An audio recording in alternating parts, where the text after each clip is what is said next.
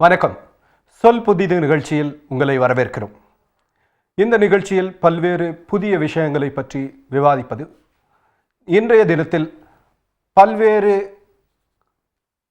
பிரச்சனைகளில் இந்த முடிவு காணப்படுவதற்காக, அதாவது இன்றைய தினத்தில் கலைஞர் கருணாநிதி, திமுக தலைவர் கருணாநிதி அவர்கள் தற்போது கருப்பு சட்டை ஏன் அணிந்துள்ளார் என்பது பற்றி விவாதிப்பதற்காக ஆன்மீக வழிகாட்டி நவகாளியம்மன் நம்முடன் வந்திருக்கிறார். ஐயா வணக்கம்.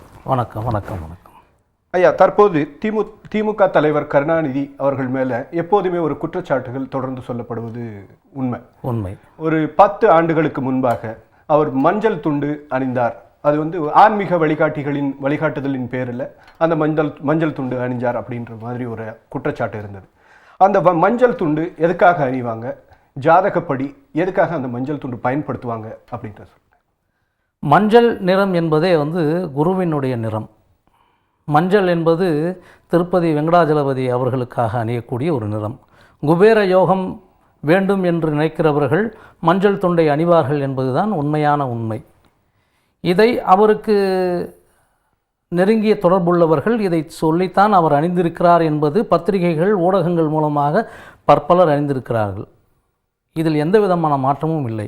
மஞ்சள் என்கிற ஒன்றை நாம் உபயோகப்படுத்தினாலே நம் உடலில் வியாதிகள் வராது என்பதும் அறிவியல் கூற்றான ஒரு உண்மை. இப்படி மஞ்சளுக்கும் கிரகங்களுக்கும் தொடர்புகள் நிறைய உண்டு. மஞ்சள் நிறத்தை உபயோகப்படுத்துகிறவர்களுக்கு, மஞ்சள் வண்ணத்தை அதிகம் உபயோகப்படுத்துகிறவர்களுக்கு இரகசியங்களை கட்டிக்காக்கும் குணமும் உண்டு. ஏனென்றால் நான் வண்ணங்களை பற்றிய ஜோதிடங்களை பற்றி எழுதியிருக்கிறேன். அதனால் சொல்ல வருகிறேன். மஞ்சள் என்பது இரகசியங்களை கட்டி காக்கக்கூடிய குணம். இவரிடம் பற்பல இரகசியங்கள் இருக்கும் என்பதும் உண்மை. குபேர யோகம், ராஜயோகம் வேண்டும் என்று நினைக்கிறவர்கள் மஞ்சளை அதிக உபயோகப்படுத்த வேண்டியது அவசியம். ஐயா, தற்போது இந்த மஞ்சள் நிறம் சொன்னீங்க. இந்த மஞ்சள் நிறத்துக்கு மருத்துவ குணங்கள், தனிப்பட்ட மருத்துவ குணங்கள் எதுவும் உண்டா? அதான் சொன்னேனே, மருத்துவ குணம் என்பது இதை மஞ்சளை அதிகமாக நாம் உட்கொண்டாலோ அல்லது மேனியில் ஏற்படக்கூடிய விஷயங்கள், அதாவது அரிப்பு சம்பந்தப்பட்ட விஷயங்களுக்கு, அதாவது காலில் ஏற்படக்கூடிய சில விஷயங்களுக்கு அதை தடவினால் தோலில் ஏற்படக்கூடிய வியாதிகளை தவிர்க்கலாம். மேலும் நாம் அன்றாட உணவில் குழம்பு, சாம்பார் போன்ற வகைகளில் மஞ்சளை அதிகம் உபயோகப்படுத்துவதற்கு காரணம் உடலுக்குள்ளே இருக்கக்கூடிய குடல் புண்களை ஆற்றக்கூடிய குணம் மஞ்சளுக்கு மட்டுமே உண்டு, வேறு எதற்கும் கிடையாது. ஐயா, கலைஞர் கருணாநிதி அவர்கள் அந்த மஞ்சள் துண்டு உபயோகிக்கிறார் என்ற அந்த குற்றச்சாட்டு எப்பவுமே இருக்கு. அந்த மஞ்சள் துண்டு அவருடைய ஜாதகப்படி எதற்காக அவர் அணிகிறார்? அதாவது கருணாநிதியின் ஜாதகத்தை, இதுதான் கருணாநிதியின் ஜாதகம். இந்த கருணாநிதியின் ஜாதகம் திருமிகு கருணாநிதி அவர்களுக்கு ரிஷபராசிக்காரர். ரிஷபராசி கடக லக்னத்தை சார்ந்தவர். ரிஷபத்திற்கு 11ஆம் அதிபதியாகவும் லாபாதிபதி பாதகாதிபதியாகப்பட்ட குருவாகப்பட்டவருடைய நிறத்தை அவர் அணிந்திருப்பது அவருக்கு பற்பல விதத்திலே அது யோகத்தை அளிக்கக்கூடியது. ஏனென்றால் அப்படி அவர் அணிந்தால்தான் அவருக்கு யோகம் கிடைக்கும் என்று ஜோதிட வல்லுநர்கள், ஆன்மீகவாதிகள் இவருக்கு கண்டிப்பாக எடுத்து சொல்லியிருக்கிறார்கள் என்பதுதான் உண்மை. ஐயா, தற்போது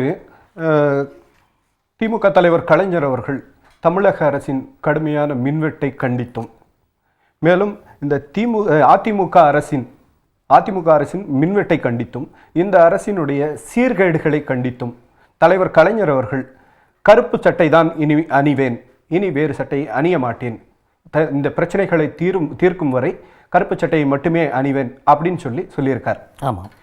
இந்த கருப்பு சட்டை அணிவதற்கு வேறு ஜாதக காரணங்கள், அதாவது ஜாதக காரணங்கள் ஏதாவது உண்டா?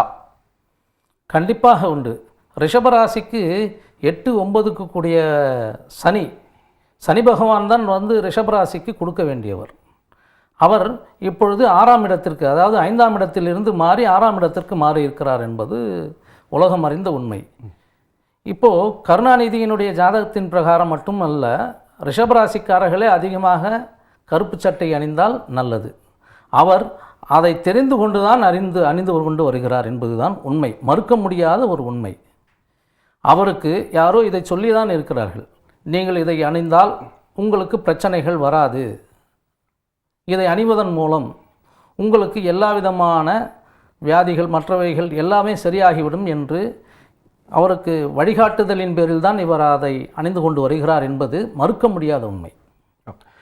திமுக தலைவர் கலைஞர் கருணாநிதி அவர்கள் குடும்பத்தில் பல்வேறு பிரச்சனைகள், மகன்களுக்குள்ளாக சண்டை, பேரன்களுக்கு பிரச்சனை, மதுரை கிரானைட் வழக்கில் அவருடைய பேரன் மாட்டியிருக்காரு, பெரிய மகனுக்கும் சின்ன மகனுக்கும் பிரச்சனை, இந்த மாதிரி பிரச்சனைகளுக்காகவும் அவர் வந்து அந்த கருப்பு சட்டையை அணிகிறாரு அப்படின்னு சொல்றாங்களே, இது உண்மையா?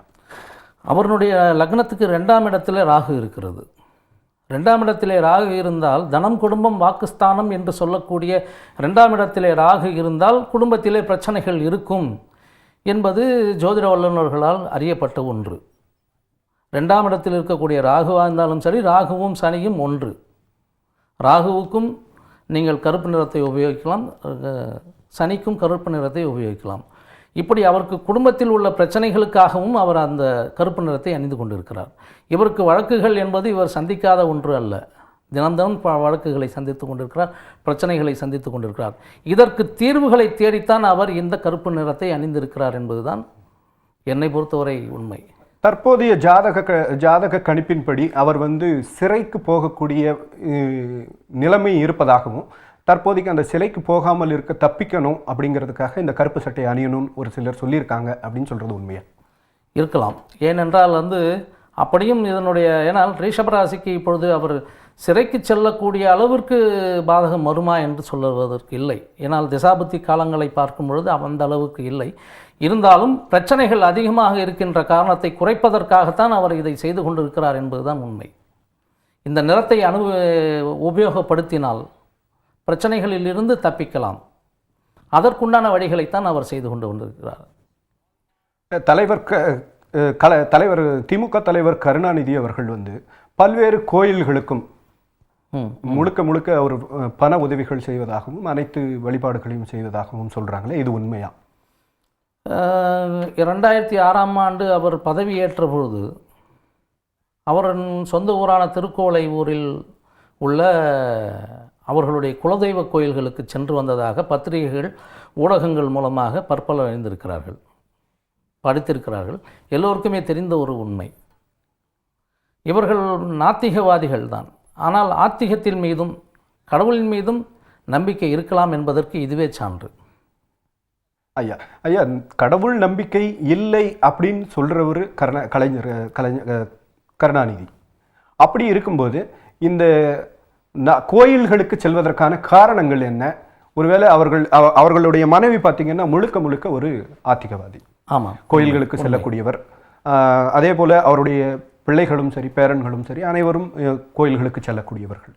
தலைவர் கருணாநிதி அவர்கள் இது போன்ற கோயில் மறுப்பு கொள்கைகளை மட்டும் வச்சுட்டு மற்றும் தொடர்ந்து அந்த துண்டு மற்றும் கருப்பு உடை இதையெல்லாம் பின்பற்றுறது சரியா? என்னை பொறுத்த வரைக்கும் அது நாத்திகம் என்று சொல்லி வந்துவிட்டால் கடவுள் மறுப்பு கொள்கையில் இருக்கக்கூடியவர்கள் அதை ஏற்றுக்கொள்ள மாட்டார்கள். ஆனால் தலைவர் கருணாநிதி அவர்கள் எதற்காக இதை பின்பற்றுகிறார் என்று தெரியவில்லை. அவரை பொறுத்தவரை அது சரியாக இருக்கலாம். ஆனால் உலகம் அதை ஏற்றுக்கொள்ளுமா என்றால் அது கேள்விக்குறிதான். உண்மையில் தலைவர் கருணாநிதி அவர்கள் ஆத்திகவாதியா நாத்திகவாதியா என்பது மட்டுமே இந்த பேச்சு. ஆமாம். தற்போது ஒரு 4-5 ஆண்டுகளுக்கு முன்பாக புட்டபர்த்தி சாய்பாபா அவர்கள் சென்னை வந்தார்கள். ஆமாம். அப்போது நடந்த விஷயங்களை அனைத்து மக்களுமே பார்த்திருப்பார்கள்.